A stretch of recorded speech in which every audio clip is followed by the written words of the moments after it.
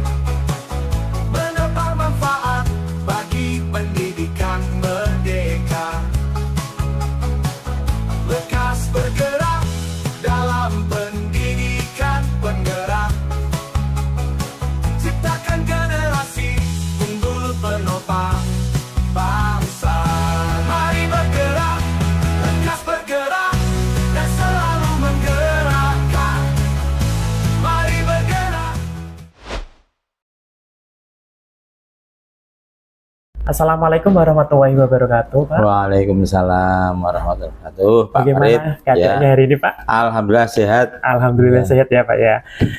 Terima kasih sebelumnya karena Pak Anwar sudah meluangkan waktu untuk saya menanyakan atau mengajukan beberapa pertanyaan tentang pengalaman Pak Anwar sebagai kepala sekolah ketika dalam pengambilan keputusan terhadap kasus dilema etika yang pernah Pak Anwar alami. Jadi pertanyaan pertama yaitu selama ini bagaimana Pak Anwar dapat mengidentifikasi kasus-kasus yang merupakan dilema etika atau bujukan moral, Pak? Baik, terima kasih Pak Farid menjawab apa yang dipertanyakan tentang dilema etika. Selama ini bila mana terjadi dalam mengidentifikasi kasus-kasus yang terjadi, misalnya kita melakukan identifikasi dulu, kasus apakah termasuk dilema etika atau bukan, atau bukan, mungkin kasus yang lain. Kemudian saya cari nilai yang bertentangan dulu, apakah benar lawan benar atau benar lawan salah. Kemudian yang kedua, jika nilai tersebut benar lawan benar, maka kasus tersebut merupakan dilema etika. Namun jika benar lawan salah, maka itu adalah bujukan moral. Itu. Ya, jadi gitu ya, Pak ya. Berarti di sini kita fokuskan bahwa kalau benar lawan benar itu berarti adalah salah satu dilema etika. Itu yang bikin kita disebut dilema karena itu adalah baik sama baik ya, Pak ya. Gitu. Oke, seterusnya yang selanjutnya itu adalah selama ini bagaimana Anda menjalankan pengambilan keputusan di sekolah Anda, terutama untuk kasus-kasus di mana ada dua kepentingan yang sama-sama benar atau sama-sama mengandung nilai kebajikan. Baik, untuk persoalan yang terkait apabila terjadi persoalan yang nilainya sama-sama benar atau sama-sama baik, maka paradigma yang terjadi dalam situasi tersebut, maka satu, apakah individu lawan kelompok atau rasa keadilan lawan rasa kasihan. Kemudian apakah kebenaran lawan kesetiaan dan dalam kurun waktu jangka panjang atau jangka pendek yang terjadi sebagai pertimbangan dalam mengambil keputusan. Sehingga beberapa yang saya sebutkan tadi adalah hal-hal yang perlu dipertimbangkan dalam kepala sekolah atau saya mengambil keputusan. Berarti Pak Anwar itu dalam mengambil keputusan itu harus ada beberapa pertimbangan, yaitu tadi di antara yang sudah dibilang sama Pak Anwar itu adalah bahwa dalam situasi individu itu lawan kelompok, terus atau rasa keadilan lawan rasa kasihan, atau kebenaran dengan lawan kesetiaan, gitu ya Pak ya. Ya, baik sekali Pak. Untuk yang selanjutnya Pak, mungkin langkah-langkah atau prosedur seperti apa yang biasa Pak Anwar lakukan selama ini? Ya, untuk mengidentifikasi dulu kasus yang terjadi melalui berbagai sudut pandang. Ya, misalnya dari siapa saja yang terlibat dalam kasus ini. Kemudian fakta apa yang terjadi di dalam kejadian itu. Kemudian ada beberapa rangkaian kejadian, fakta-fakta yang mengikutinya. Maka fakta yang mana yang terjadi. Kemudian juga perlu menguji kasus tersebut, apakah pertentangan benar lawan benar atau benar lawan salah. Ini juga menjadi satu yang perlu kita identifikasi. Kemudian setelah kita proses semuanya, mencari solusi yang tepat untuk kasus tersebut dengan perhatikan kemanfaatan bagi orang yang banyak, tidak melanggar aturan dan rasa peduli, sehingga ini juga menjadi satu faktor yang utama. Mencari berbagai solusi alternatif dan kreatif. Artinya begini, bahwa dalam memutuskan sesuatu itu solusinya yang kita tawarkan tidak hanya satu, tapi berbagai macam, sehingga nanti bisa menjawab apa yang menjadi persoalan. Oh iya, ya Pak. Berarti terlebih dahulu mengidentifikasi kasusnya dulu ya Pak ya, bahwa itu termasuk kasus yang tadi yang seperti yang dibilang Pak Arif, dilematika atau mungkin bujukan moral seperti itu. Jadi nanti harus tetap ada solusi. Jadi berarti banyak yang dilibatkan dalam hal ini ya Pak ya. Ada kepentingan-kepentingan. Ya Pak. Untuk pertanyaan selanjutnya Pak, mungkin hal-hal apa saja yang selama ini Pak Anwar itu anggap efektif dalam pengambilan keputusan pada kasus-kasus dilema etika? Ya, terutama kalau kita membahas suatu persoalan, biar keputusan itu lebih efektif, ya kita perlu membuka keran, yaitu keran untuk bisa melihat 4 paradigma dalam dilema etika ini. Misalnya dengan berkomunikasi. Komunikasi itu berarti ada pihak yang berbicara dan ada pihak yang diajak berbicara. Dalam hal ini komunikasi yang baik, meskipun ada 2 orang, belum tentu itu nanti baik. Kalau yang hanya satu berbicara, yang itu mendengarkan terus. Tapi harus terjadi komunikasi 2 arah, ya imbal balik. Itu open balik ya. Jadi di saat mana kita menyampaikan, kemudian di saat mana kita juga mendengarkan kembali. Nah, ini yang perlu dalam satu bentuk komunikasi. Kemudian mencari solusi bersama. Dengan terjadinya dialog komisi 2 arah ini, maka akan diketahui seberapa jauh persoalan itu terjadi pada seseorang. Kemudian bagaimana seseorang itu dalam menyikapi persoalan yang dihadapi. Bisa orang ini, seseorang yang sedang menghadapi persoalan ini, bisa dengan sendirinya mencari solusi, dengan bagaimana dia menyampaikan, tapi juga belum tentu solusi yang dipilih itu pun tepat atau sesuai. Maka orang yang diajak bicara, lawan bicara pun, bila mana terjadi komunikasi 2 arah, dialog, maka dia akan juga mendapatkan solusi-solusi yang lain. Ya, atau sehingga dari berbagai macam solusi pilihan, ya, pilihan solusi ini akan dipergunakan sebagai upaya untuk mengambil keputusan yang sesuai dengan etika. Nah, atau mungkin sesuai dengan rasa keadilan dan peduli, dan solusi juga ini butuh kreativitas, ya. Dia bisa secara kreatif menemukan solusi-solusi yang dibutuhkan. Jadi yang untuk yang difokuskan ini adalah yang paling penting itu adalah komunikasi ya Pak ya, di sini. Jadi nanti kalau ada komunikasi nanti bisa dalam mengambil keputusan itu akan lebih tepat lagi. Ya. Oke Pak, pertanyaan yang selanjutnya Pak, hal-hal apa saja yang selama ini merupakan tantangan dalam pengambilan keputusan pada kasus-kasus dilema etika yang pernah Pak Anwar alami? Dalam satu persoalan mesti ada yang menjadi tantangannya. Tantangan bagaimana mengambil keputusan yang bisa diterima. Jadi keputusan yang diambil itu belum tentu kan bisa diterima oleh dua belah pihak. Nah itu juga sebagai tantangan.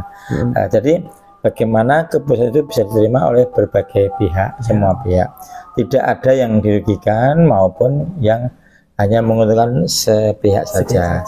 Sehingga salah satu hal yang mungkin merasa tidak adil ya kalau hanya menguntungkan sepihak sebelah, tapi juga harus sesuai dengan nilai kebajikan yang lebih umum, yang lebih universal gitu.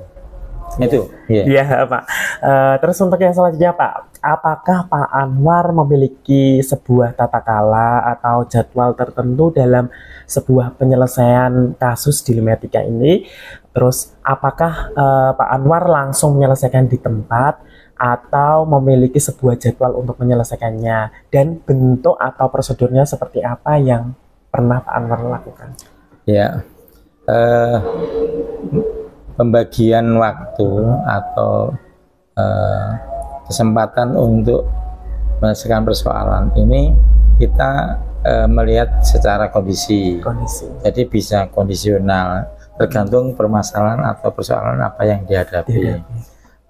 Mungkin juga ada jadwal yang kita tetapkan di hari atau di waktu kapan kita bisa memilih waktu untuk kita pergunakan dalam menyelesaikan persoalan. Misalnya kalau persoalan itu memang sudah ada program yang dicanangkan, yang diberikan, maka pada saat selesai program itu maka kita harus segera melaksanakan. Tetapi yang sifatnya kondisional kemudian spontan, ya kita spontan untuk melaksanakan atau menindaklanjutinya, sehingga apa yang bisa disimpulkan bahwa untuk menghadapi situasi seperti ini tergantung bagaimana terjadinya dan tantangan itu tadi dipersiapkan. Kalau sudah memang program yang dilaksanakan sudah terjadwal, maka begitu selesai program itu ya kita laksanakan. Ya jadi itu ya Pak ya, misalkan kasus itu segera harus selesaikan, berarti secara kondisional ya Pak ya, spontan gitu. Misalkan mungkin ada kasus yang memang sudah harus benar-benar diselesaikan juga. Untuk jadwal juga harus ditetapkan karena ini kan terkait dengan pengambilan keputusan Pak Anwar tadi kan butuh berkoordinasi dari beberapa, mungkin dari wakil kesiswaan atau mungkin kurikulum atau mungkin dari dewan guru ya Pak ya. Jika bisa menjalin koordinasi juga nanti untuk berkonsolidasi dengan yang lain sehingga menemukan satu bentuk pemecahan persoalan yang komprehensif semuanya.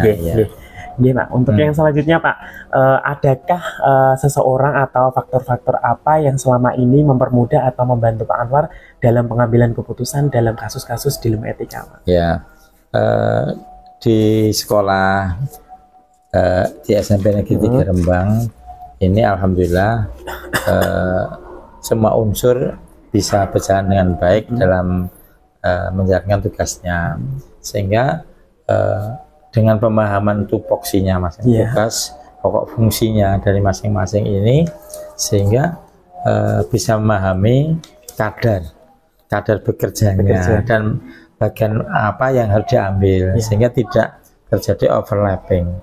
Kalau nanti masing-masing itu bisa bekerja sesuai jalurnya, itu maka pada saat kita menemukan persoalan, bagian mana yang akan kita ajak bicara. Misalnya ada persoalan dengan siswa, maka kesiswaan yang kita ajak untuk berembuk untuk bagaimana persoalan ini bisa diselesaikan. Kemudian ada persoalan dengan mungkin pembelajaran, maka yang kita sasar adalah yang kita ajak bicara adalah bagian kurikulum atau wakil kepala sekolah yang mengurusi kurikulum, sehingga apa persoalan itu diselesaikan oleh bidang yang memang membidangi, atau dengan kata lain the right man on the right place. Pak. Kita menempatkan orang sesuai dengan kemampuannya.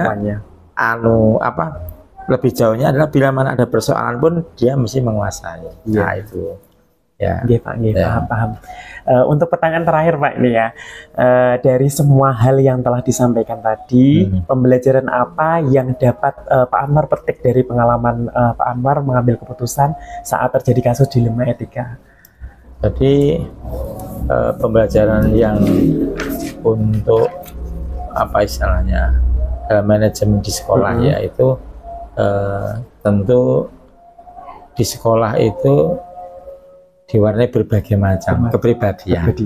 Kemudian masing-masing orang itu, masing-masing personal individual itu mempunyai ciri khas, mempunyai cara memperlakukan, mempunyai cara berkomunikasi, yang itu tentu mempunyai satu jurus yang harus kita pegang, bahwa menghadapi situasi yang berbeda-beda, kita harus senantiasa memegang prinsip bahwa ini dalam rangka untuk mengemban tugas, sehingga tidak bercampur aduk antara persoalan pribadi maupun persoalan dinas.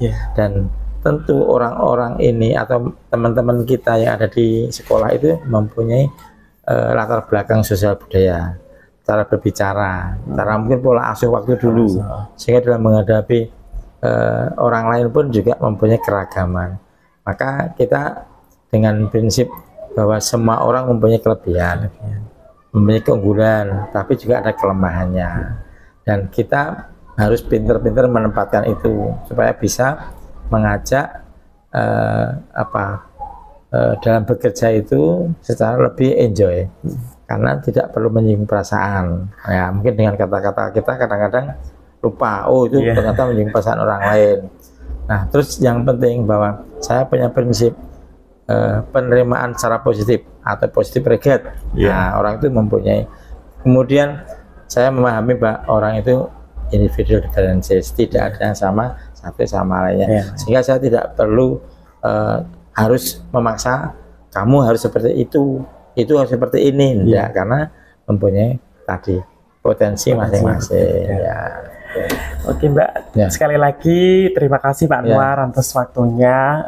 Tadi jadi dari pengalaman Pak Anwar yang diceritakan kepada saya semakin paham bagaimana untuk mengambil keputusan dalam menghadapi kasus dilema etika itu, dan mungkin saya lebih apa ya Pak istilahnya, lebih paham lagi ketika tadi bertemu dihadapkan dengan kasus dilema etika nanti suatu saat. Mungkin ketika saya nanti menjadi pemimpin juga ya Pak ya. Betul. Sekali lagi terima kasih Pak Anwar. Baik, terima kasih Pak Farid. Mudah-mudahan sukses. Amin, amin Pak. Assalamualaikum warahmatullahi wabarakatuh Bu. Waalaikumsalam warahmatullahi wabarakatuh. Bagaimana keadaannya hari ini Bu? Alhamdulillah baik, Alhamdulillah sehat, semangat. Jadi gini Bu Nina, saya di sini ingin mengajukan beberapa pertanyaan. Dalam artian di sini wawancara ya Bu ya. Jadi beberapa pertanyaan itu mengenai pengalaman Bu Nina sebagai kepala sekolah ketika mengambil keputusan dalam kasus mungkin dilema etika yang pernah Bu Nina alami di sekolah ini, gitu ya. Untuk pertanyaan yang pertama yaitu selama ini bagaimana Anda dapat mengidentifikasi kasus-kasus yang merupakan dilema etika atau bujukan moral? Dilema etika dan bujukan moral itu beda ya. Kalau dilema etika itu kan masalah. Solusinya itu satu pendapatnya benar, satunya benar gitu kan. Jadi kita memilih di antara dua hal yang kalau kita ambil keputusan itu sama-sama benar. Tapi kalau bujukan moral itu jelas yang satu itu keputusannya benar, satunya salah. Itu biasanya hal-hal yang terkait misalkan ada perasaan nggak enak nih karena berkaitan dengan seseorang yang mungkin berjasa dengan kita atau dekat dengan kita. Terus akhirnya kita kayak apalah, atau mungkin kepentingan pribadi di antara orang-orang di sekitar kita kayak gitu. Jadi setiap masalah memang kalau kita mau ngambil keputusan harus dipastikan dulu ini masalahnya seperti apa, identifikasi masalah dulu lah gitu, baru kita bisa mengambil keputusan. Oh, jadi itu ya Bu ya, mungkin adalah di sini kita fokuskan ke mungkin benar lawan benar gitu ya Bu ya, maksudnya. Oke, yang selanjutnya Bu, selama ini bagaimana Anda menjalankan pengambilan keputusan di sekolah Anda, terutama untuk kasus-kasus di mana ada dua kepentingan yang sama-sama benar atau sama-sama mengandung nilai kebajikan? Oke. Kalau sama-sama benar itu harus kita lihat dari banyak sisi ya.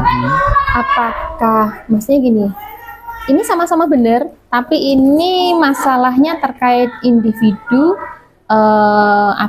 berhadapan dengan kelompok, atau ini kepentingan untuk rasa keadilan berhadapan dengan rasa kasihan, gitu kan. Kadang kita melihat satu masalah kan, oh ini harusnya diputuskan ini nih, menurut keadilan dan menurut peraturan seperti ini, tapi ternyata ada rasa kok kasihan ya kalau kita ngambil keputusan ini, nanti nih nasib anak seperti apa gitu kan. Tapi sama-sama benar, alasannya sama-sama benar, satunya kebenaran, satunya rasa kasihan. Ada lagi kalau kita ketemu masalah yang benar, memang aturannya seperti itu, berhadapan dengan kesetiaan. Misalkan mungkin hal-hal yang terkait dengan kedisiplinan gitu kan, mungkin ada ya anak buah yang dia sudah begitu lama bekerja di sekolah juga baik gitu kan, tiba-tiba terkandung kasus yang mungkin berhadapan dengan hukum gitu kan, itu dia selama ini setia loh, tapi menurut disiplin yang berlaku dia sudah melanggar. Itu kan juga keputusan yang kita ambil kan tetap dipengaruhi oleh ini gitu. Atau enggak, masalah yang ketika kita ngambil keputusan itu ini jangka panjang apa jangka pendek. Nah, kalau dari hal-hal seperti ini kan kita harus ngambil intinya mana yang memiliki manfaat terbesar untuk sekolah, terutama untuk anak. Gitu. Jadi banyak pertimbangan ya Bu ya, untuk ketika kita mengambil keputusan itu harus tadi seperti yang Bu Nina katakan tadi, ada yang mungkin individu lawan kelompok, mungkin ada rasa keadilan sama rasa kasihan, atau mungkin kebenaran lawan kesetiaan. Terus yang mungkin yang menjadi terakhir adalah jangka pendek atau mungkin jangka panjang seperti itu. Ya baik. Untuk yang selanjutnya Bu, mungkin langkah-langkah atau prosedur seperti apa yang bisa Bu Nina lakukan selama ini? Biasanya kalau ada masalah itu tergantung, kita lihat dulu kasusnya itu berat atau enggak. Kalau kasusnya ringan, mungkin hanya ya kita kolaborasi atau koordinasinya hanya beberapa orang gitu. Tapi kalau kasusnya itu besar, melibatkan semua dewan guru, ya berarti kita kan harus mengumpulkan semua untuk meminta pendapatnya. Tapi secara prosedur itu pertama kali yang perlu kita lihat adalah ini masalahnya masalah siapa gitu kan. Maksudnya kasusnya itu korbannya atau pelakunya itu harus kita lihat dulu ini siapa gitu kan. Kadang apa yang terlihat itu bukan berarti itu masalahnya. Kadang kan orang melihatnya nampaknya seperti itu, tapi kan kita harus gali dulu penyebabnya apa gitu kan. Jadi siapa saja yang terlibat dalam masalah ini gitu kan. Yang terlibat dalam masalah ini pun juga kita harus lihat siapa yang kita libatkan untuk menyelesaikan masalah ini kayak gitu. Kalau anak mungkin orang tua yang kita libatkan, kalau dari pihak sekolah dari guru BK-nya, wali kelasnya, kesiswaannya kan lihat dulu masalahnya seperti apa. Terus itu tadi seperti yang saya sampaikan, fakta. Nah, itu tadi kadang yang kita lihat anak-anak mungkin melihatnya seperti ini, tapi dalamnya itu ternyata ada masalah lain yang harus kita gali. Kan ada fakta-fakta tertentu yang kita harus memastikan dulu, oh seperti ini loh kejadiannya sebenarnya kayak gitu. Terus kita juga harus lihat ketika kita sudah identifikasi masalah, ini kasusnya bujukan moral apa ini dilema etika kayak gitu. Kalau dilema etika kan kita lebih mudah memutuskan, tapi kalau bujukan moral sama-sama benar, ini yang harus kita pikirkan panjang, jangan sampai keputusan yang diambil itu berat sebelah atau tidak bisa diterima oleh kedua belah pihak. Seperti itu sih. Iya sih. Ya baik sekali Bi ya. Jadi ketika dalam pengambilan keputusan itu harus terlebih dahulu mengidentifikasi kasusnya dulu ya. Baru nanti bisa berkolaborasi atau mungkin koordinasi atau mungkin agar dapat masukan dari beberapa pihak gitu ya, betul.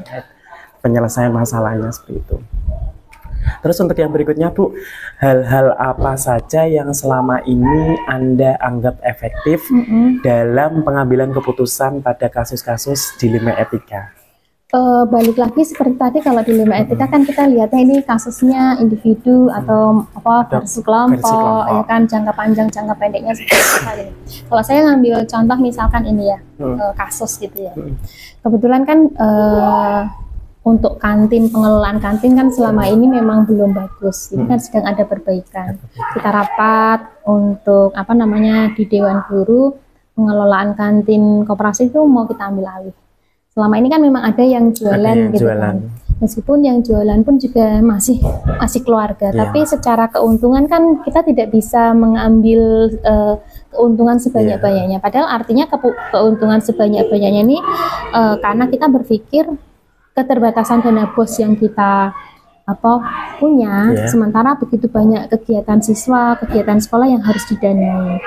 Salah satu kewirausahaan di sekolah yang paling mudah ya di koperasi. Itu akhirnya kita ngambil keputusan bahwa kita mau kelola itu terpusat gitu. Tapi kita juga punya masalah, beliaunya di sini jualan juga sudah lama. Ya. Itu kan ya gimana ya?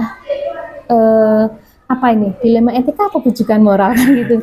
Tapi sebenarnya bisa kita masukkan ke dilema etika dalam arti gini, selama ini sudah jualan juga sudah ada izin dari kepala sekolah yang sebelumnya, ya kan. Beliaunya juga memberi kontribusi sekolah, misalkan 1 bulan ngaturi berapa gitu kan. Artinya kan juga sudah memenuhi kewajibannya.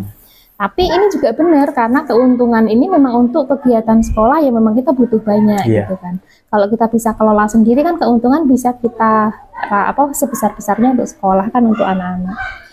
Nah, ketika berhadapan seperti ini, gitu kan, satunya ya kasihan, gitu, satunya kesetiaan, tapi ini satunya juga kepentingan bersama yang jauh lebih besar, gitu kan. Kepentingan bersama yang anak-anak butuh duit ini untuk kegiatan mereka gitu, karena kita benar-benar nggak bisa 100% dari bos itu tidak bisa, sementara narik iuran kan tidak diperbolehkan. Akhirnya ya dengan berat hati kita mengkomunikasikan ini. Kita kan rapat dulu, langkah-langkahnya kita rapat dulu, terus kita komunikasikan baik-baik dengan beliaunya, kita diskusi bagaimana baiknya. Akhirnya beliau menikah tapi meminta waktu, istilahnya tidak jualan lagi, nanti hanya nitip gitu kan, nitip di kantin, jadi sama-sama kita win-win solution. Meskipun itu akan mengurangi keuntungan beliau, gitu kan. Tapi balik lagi kita fokusnya ini untuk kepentingan siapa? Kan bukan untuk kepentingan saya sebagai kepala sekolah atau guru kan tidak, tapi kepentingan anak-anak gitu. Ya seperti itu sih. Ya baik ya Bu ya. Berarti banyak solusi-solusi yang pada waktu itu ada kejadian kasus kayak gitu. Berarti Bu Nina mencarikan solusi secara bersama-sama dengan koordinasi dengan pihak-pihak yang terkait ya Bu ya. Jadi nanti mungkin dalam pengambilan keputusan itu juga memperhatikan tentang paradigma tadi ya, seperti yang Bu Nina katakan tadi, ada sesuai dengan rasa peduli, terus mungkin mencari solusi yang kreatif dan sebagainya. Baik Bu, sangat menarik sekali ya Bu ya. Terus untuk yang selanjutnya itu hal-hal apa saja yang selama ini merupakan tantangan dalam pengambilan keputusan pada kasus-kasus dilema etika yang mungkin Bu Nina pernah? Tantangan itu ketika mengkomunikasikan, entah apapun masalahnya entah itu masalah siswa dengan siswa atau mungkin siswa dengan guru. Kadang kan anak-anak sekarang tuh kalau ditegur gitu udah nyolot duluan, gantian gurunya yang panas kayak gitu kan, itu juga perlu diselesaikan. Tantangannya itu kalau di saya komunikasi. Ya, itu tantangan juga sekaligus solusi kalau menurut saya, karena apa ya, ketika sama-sama dilema etika, sama-sama kepentingan yang benar, sama-sama benar, masing-masing pihak kalau kita memilih salah satu, yang satunya akan merasa bahwa tidak tidak dihargai lah, tidak dianggap, kayak gitu kan. Berarti kan bagaimana kita mengkomunikasikan, diskusikan bersama, agar ada pemahaman bersama bahwa akhirnya keputusan terakhir yang diambil ini adalah A misalkan, itu memang sudah sama-sama legowo. Artinya ketika satu pendapat bukan dikalahkan tapi tidak digunakan, itu sama-sama memahami bahwa oh ya sudah, ini diambil karena untuk kepentingan bersama. Jadi intinya sih kalau saya, apapun keputusan yang kita ambil, poin yang wajib harus kita prioritaskan adalah kepentingan itu untuk anak. Untuk anak. Iya. Bukan membela anak ya, berbeda ya. Kepentingan untuk anak bukan untuk bukan berarti membela anak. Lihat konteks masalahnya. Karena mendidik itu kan tidak hanya sekedar kita ngajar di kelas, tapi juga bagaimana menempatkan satu masalah itu ada porsinya kayak gitu. Ya Bu. Untuk yang selanjutnya Bu, mungkin apakah Bu Nina memiliki sebuah tata kala atau jadwal tertentu dalam sebuah penyelesaian kasus dilema etika? Terus mungkin apakah Bu Nina langsung menyelesaikan di tempat, atau mungkin memiliki sebuah jadwal untuk menyelesaikannya, bentuk atau prosedur seperti apa yang Bu Nina jalankan? Oke. Karena sebagai kepala sekolah itu kan kita kalau bekerja juga harus ada prosedur ya. Iya, gitu. prosedur. Sudah ada kita tim sudah ada tim misalkan kesiswaan, kurikulum kayak gitu kan. Kalau ada masalah yang terkait dengan kesiswaan ya kita beri ini dulu beri kesempatan kesiswaan untuk menyelesaikan. Atau kurikulum nggak langsung kita sebagai kepala sekolah langsung turun gitu kan, karena itu juga akan mempengaruhi kok apa-apa kepolone lagi gimana, itu kita kerja tim karena bareng gitu kan. Tapi kalau untuk tata kala biasanya kalau untuk kasus besar atau kasus yang memang memerlukan beberapa tim yang harus bergabung gitu. Misalkan ada kasus anak gitu kan, ini naik atau tidak, dikeluarkan atau tidak, misalnya ada kasus gitu kan, kita harus ngundang dulu orang tuanya, jadwal kapan ketemu orang tua, jadwal kapan mengumpulkan dari tim kesiswaan kayak gitu. Intinya jadwal itu ada ketika memang ada masalah masalah besar yang harus diselesaikan, dan yang penting bisa mengidentifikasi masalah itu dengan benar gitu. Karena kan di jadwal, tapi kalau poinnya masalah tidak tercapai ya percuma juga kan. Gitu. Berarti nanti tergantung itu ya Bu ya, kasusnya ya. Misalkan kalau segera mungkin itu bisa diselesaikan, berarti secara kondisional gitu. Ya kalau misalkan pas jalan ketemu anak ada sampah nggak diambil kan kita bisa langsung tegur, ambil sampahnya nak, gitu kan kasus kecil. Tapi kan kalau misalkan kasus berantem nih nggak sengaja, namanya anak-anak berantem, mungkin ada yang diejek atau nggak terima ya kan, terus nanti orang tuanya nggak terima, itu kan juga perlu penanganan. Nah itu harus ditemukan, tuh ada jadwal kayak gitu. Iya gitu. Oke, berarti secara terjadwal, misalkan kalau ada kasus yang memang benar-benar itu mengajak beberapa dari pihak-pihak sekolah yang ikut membantu untuk pertimbangan Bu Nina sebagai pengambilan keputusan. Betul. Oke Bu, baik sekali. Untuk yang selanjutnya, adakah seseorang atau faktor-faktor apa yang selama ini mempermudah atau membantu Bu Nina dalam pengambilan keputusan dalam kasus-kasus dilema etika? Sekali lagi kita tim kerjanya ya, jelas akan sangat terbantu ketika ada masalah. Saya akan datang ke tim siapa dulu nih, gitu kan. Kalau itu kaitannya dengan siswa yang terkait dengan pembelajaran, saya datangnya dengan tim kurikulum. Tapi kalau mungkin kedisiplinan ya kita dengan kesiswaan, dengan PK gitu. Jadi semua tim yang ada di sekolah, dari wakil kepala sekolah sampai semua lah, itu kita jadikan tim, itu sangat membantu karena kan kita sudah ngambil alur kerjanya seperti apa, kalau masalah seperti ini prosedur operasionalnya seperti apa, kan kita sudah buat alurnya. Jadi itu sangat membantu dan memudahkan kerja gitu. Jadi intinya itu Bapak Ibu guru mungkin atau Kakak Bering antusias ya Bu ya, ketika diajak berkoordinasi untuk menyelesaikan sebuah kasus. Jadi kepala sekolah itu mengambil keputusan bukan karena sendiri. Sekali lagi kita tim. Meskipun sebenarnya bisa misalkan saya ambil keputusan sudah gini aja, tapi kan ini sekolah ya, ini tim ya, bukan punya saya, tapi akan lebih enak kalau itu kita bicarakan bersama. Ya Bu, untuk pertanyaan yang terakhir nih, dari semua hal yang telah disampaikan tadi, pembelajaran apa yang dapat Bu Nina petik dari pengalaman Bu Nina mengambil keputusan tentang persoalan dilema etika? Dari kurang lebih hampir berapa bulan nih saya jadi kepala sekolah? Banyak ya. Ternyata jadi kepala sekolah itu tidak mudah, apalagi hal-hal yang terkait dengan dilema etika. Ada rasa sungkan, rasa nggak enak, tapi kita juga harus menegakkan keadilan. Tapi balik lagi kita harus ke orientasi awal bahwa kita menyelesaikan masalah atau menata sekolah itu untuk kepentingan murid, gitu kan. Jadi apapun masalahnya akhirnya akan kembali pada komunikasi. Karena itu saya pikir ujung tombak dari penyelesaian masalah. Kalau kita bisa mengkomunikasikan dengan baik di masing-masing bagian dan itu bisa diterima, bisa membuat kesepakatan bersama, itu akan lebih mudah gitu. Karena membangun komunikasi itu kan juga tidak mudah.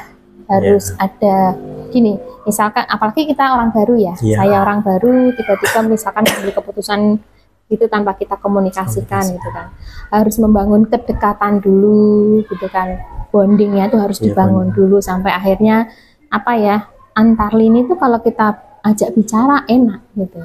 Dan itu pembelajaran yang luar biasa kalau membangun komunikasi antar personil-personil yang ada di sini itu butuh waktu dan butuh pemahaman pribadi. Oh, karakternya begini, kalau diajak ngobrol seperti ini kan lebih cepat kan, lebih ngena kayak gitu. Jadi menyelesaikan masalah itu menurut saya itu ilmu komunikasi. Iya, komunikasi ya Bu. Betul, iya. Kayak gitu. Oke, baiklah Bu. Terima kasih ya Bu ya atas waktunya. Kita bisa wawancara tentang kasus-kasus yang tentang dilema etika itu sangat menarik sekali hari ini Bu ya.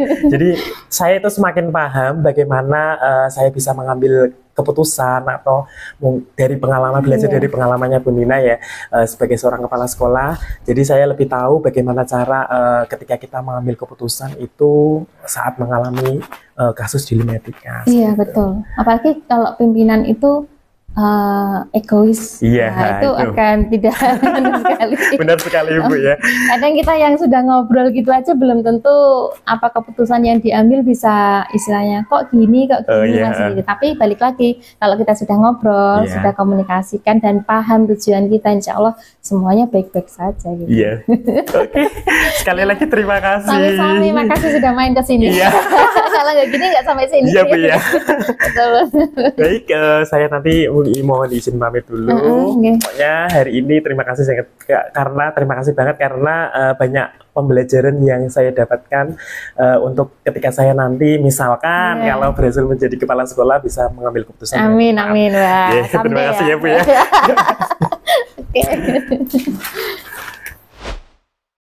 Demikian video wawancara saya dengan kedua kepala sekolah tentang bagaimana cara mengambil keputusan ketika mengalami dilema etika. Semoga wawancara tadi dapat bermanfaat bagi kita semua.